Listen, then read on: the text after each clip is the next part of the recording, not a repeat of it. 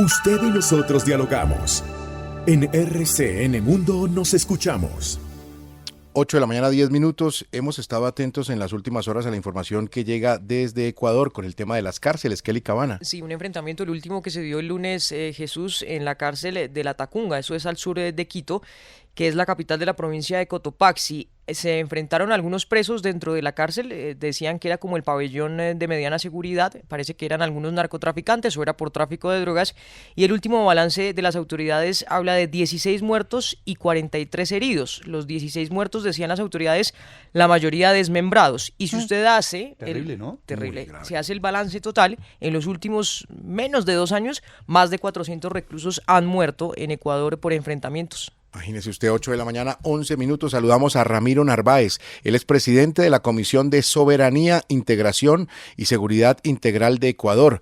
Gracias por estar con nosotros, doctor Narváez. Bienvenido a RCN Mundo. Buenos días, un saludo afectuoso a todos ustedes, siempre predispuestos a compartir información de nuestro país y un gusto poder estar en este espacio. Más aún, yo los conozco y sé de la calidad de su trabajo, pertenezco a una provincia que está en la frontera norte, pertenezco a la ciudad de Tulcán y pues siempre ha habido una cercanía, una hermandad con el pueblo colombiano, así que les envío un afectuoso saludo. Así es, ahí es, en la frontera, justo pegadito a Ipiales, en el sur de nuestro país. Gracias, doctor Narváez, por estar con nosotros. ¿Qué es lo que está pasando en las cárceles? Esto se volvió recurrente y más allá, nos acostumbramos a estas cifras gravísimas que reportan desde las cárceles en Ecuador. Lo lamentable es la naturalización de estos hechos. Da igual que sean 16, 17, 20, 40 o 50, y eso no se puede permitir. Ustedes dieron como información que los muertos han sobrepasado los 400, y esa es la verdad. Desde el mes de febrero o marzo del año 2021 iniciaron o se profundizaron estos lamentables hechos, y ese es el resultado de que el Estado le ha dado la espalda al sistema de rehabilitación social. El sistema de rehabilitación social ha sido abandonado. No hay atención de salud en estos espacios, no hay servicios básicos, no hay infraestructura adecuada. No controla el Estado estos espacios, sino que los mismos privados de la libertad son quienes los administran. Por lo tanto, no se puede esperar otra cosa, sino que ellos sean quienes determinan la ley al interior de estos espacios. Ellos distribuyen la comida, ellos llevan adelante temas de extorsión a los demás presos y por lo tanto el Estado no tiene ni el control ni la soberanía. ¿Y no hay algún tipo de plan que se pueda poner en marcha para que, por ejemplo, los presos que estén castigados por delitos menores únicamente por unos meses puedan volver nuevamente a sus casas y para reducir la población carcelaria, por lo menos para tener un mayor control dentro de los centros penitenciarios?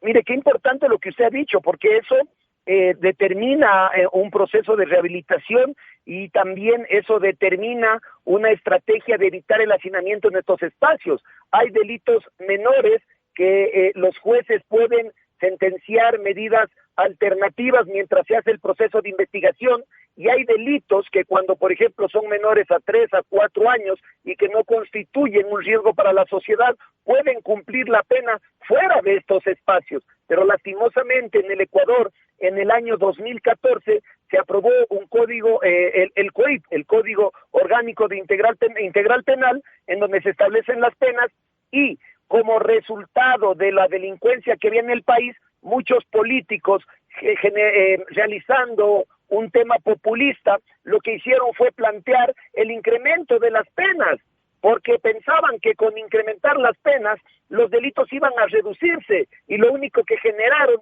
es más violencia en las calles y un hacinamiento en las cárceles. En el 2013 había aproximadamente privados de la libertad entre 14,000 y 15,000 y en el pico más alto, cuando se generó esta crisis carcelaria, llegamos a 40,000. Por lo tanto, esa decisión de incrementar las penas, de ser más rígidos con las personas que cometen delitos, no funciona. Lo que se debe garantizar es adecuados procesos de rehabilitación social y sobre todo una separación de los privados de la libertad.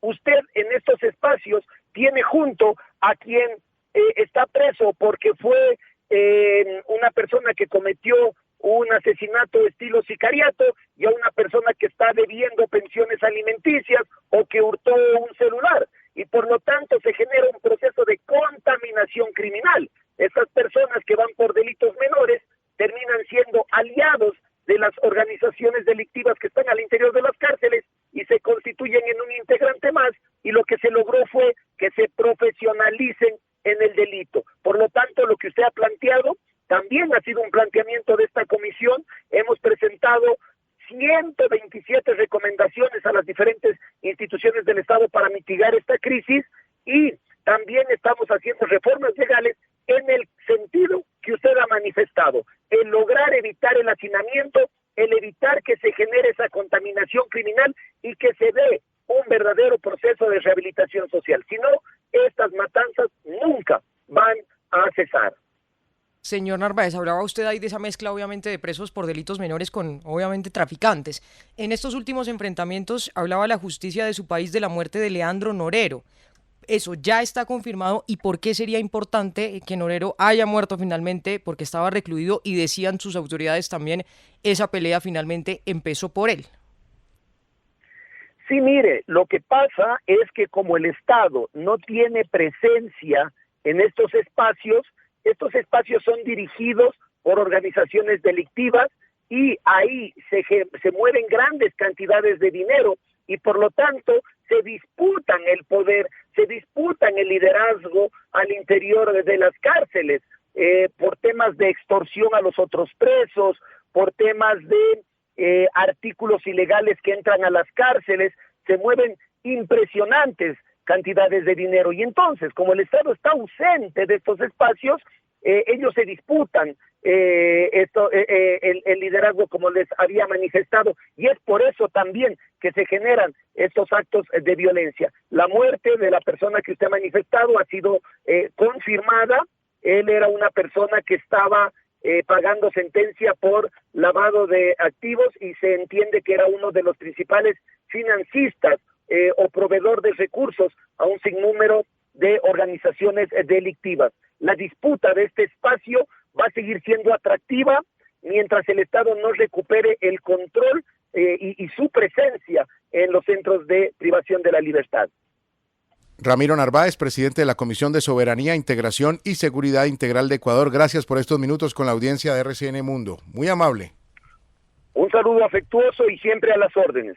Es un problema grande, Jesús, obviamente parecido al que tenemos aquí, pero fíjese que hay un dato que es impresionante que da la BBC y lo tocaba un poco el señor Narváez. Ecuador tiene 36 prisiones, solo 36 en todo el país, y esas 36 prisiones tienen que albergar a más de 32.000 reclusos. Entonces, imagínese obviamente la proporción.